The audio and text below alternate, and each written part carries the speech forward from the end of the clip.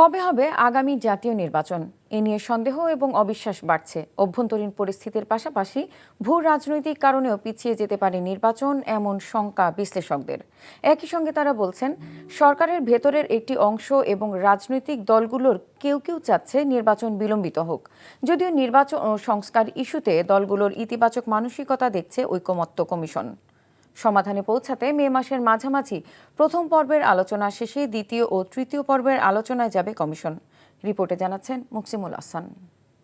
Bundle থাকলে প্রতি সেনমানিতে টাকা বাঁচবে। বিকাশ সেনমানি বান্ডেল কিনে জিতুন প্রতি লেনদেনে।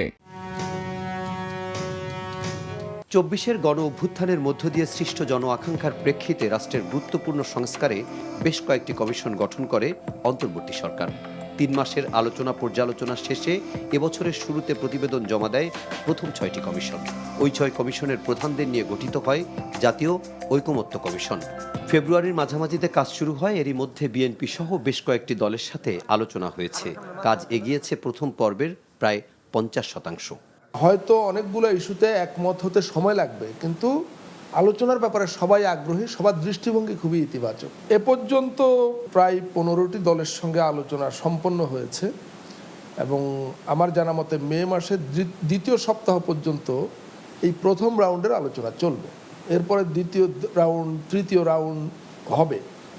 কত রাউন্ড হওয়ার পরে আমরা আমাদের লক্ষ্যে পৌঁছাতে পারবো সেটা এখনই বলা যাবে না। বিএনপির সাথে সবচেয়ে বেশি আলোচনা এগিয়েছে জানিয়ে তিনি বলেন, নেতাদের মাঠের বক্তব্যের সাথে সংস্কার ইস্যুতে বাস্তবতার কোনো মিল নেই। বেশিরভাগ সুপারিশে দলটি একমত। তবে মৌলিক যেসব প্রস্তাবে বিএনপির ভিন্ন মত, সেখানে বিকল্প নিয়েও চলছে আলোচনা। প্রধানমন্ত্রী পদে কেউ 2বারের বেশি থাকতে পারবেন না, এটা হলো কমিশনের সুপারিশ। বিএনপি বলেছে না, সারা জীবনে 2বার, এটা না, পরপর 2বার হতে পারবে, তৃতীয়বার আর পরপর হতে পারবে না, আবার একবার বিরতি দিয়ে আবার হতে পারবে।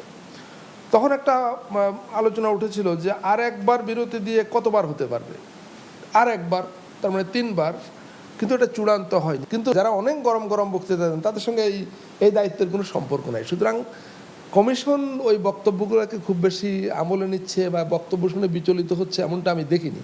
তবে সংস্কার শেষে কবে হবে নির্বাচন তা এখনও স্পষ্ট না, এমন মন্তব্য করে সিনিয়র সাংবাদিক মতিউর রহমান চৌধুরী বলছেন, সরকারের ভেতরে বাইরে কোনো মহল নির্বাচন পেছাতে চায়। প্রফেসর ইউনূস কোনো অবস্থাতেই বেশি দিন থাকতে চান না, এটা বলা হচ্ছে, কিন্তু সরকারের ভেতরেও তো সরকার আছে, তারা চাচ্ছেন না একটু দীর্ঘায়িত করার জন্য। রাজনৈতিক শক্তিও আছে, তারা চায় আরও বিলম্বিত করার জন্য। তারা মনে করে এই সময় যদি বিলম্বিত হয় তাইলে বড় রাজনৈতিক দলটি হয়তো আনপপুলার হবে, তারা হয়তো এখান থেকে ফায়দা পাবেন। এই রাজনীতি মারপেঁচের খেলা। যদি নির্বাচন বিলম্বিত হয় অনেক কঠিন এবং জটিল হয়ে যেতে পারে বাংলাদেশের রাজনীতি। তার আশঙ্কা শুধু অভ্যন্তরীণ পরিস্থিতিই নয়, আন্তর্জাতিক ভূ রাজনীতির কারণেও বিলম্বিত হতে পারে ত্রয়োদশ জাতীয় সংসদ নির্বাচন। এখন এই মুহূর্তে আমার কাছে কেন যেন মনে হচ্ছে একটা সন্দেহ আর অবিশ্বাস ছায়া ফেলেছে বাংলাদেশের আগামী দিনের নির্বাচনে। কিন্তু নির্বাচন ছাড়া কোনো বিকল্প আছে আমি অন্তত জানি না। তবে যদি কোনো কারণে ভূ রাজনীতির কারণে নির্বাচন পিছিয়ে যায়, আমি অবাক হব না। রাজনৈতিক ঐক্য দুর্বল হলে পরাজিত শক্তি ফিরে আসতে পারে, আর তাতে পরিস্থিতি আরও ঘোলাটে হতে পারে। এমন শঙ্কা থেকে মৌলিক সংস্কার এবং সময়মতো নির্বাচনের বিকল্প দেখছেন না তারা। Muksimul Hasan, NTV news, Dhaka. Bundle থাকলে প্রতি সেনমানিতে টাকা বাঁচবে। বিকাশ সেনমানি বান্ডেল কিনে জিতুন প্রতি লেনদেনে।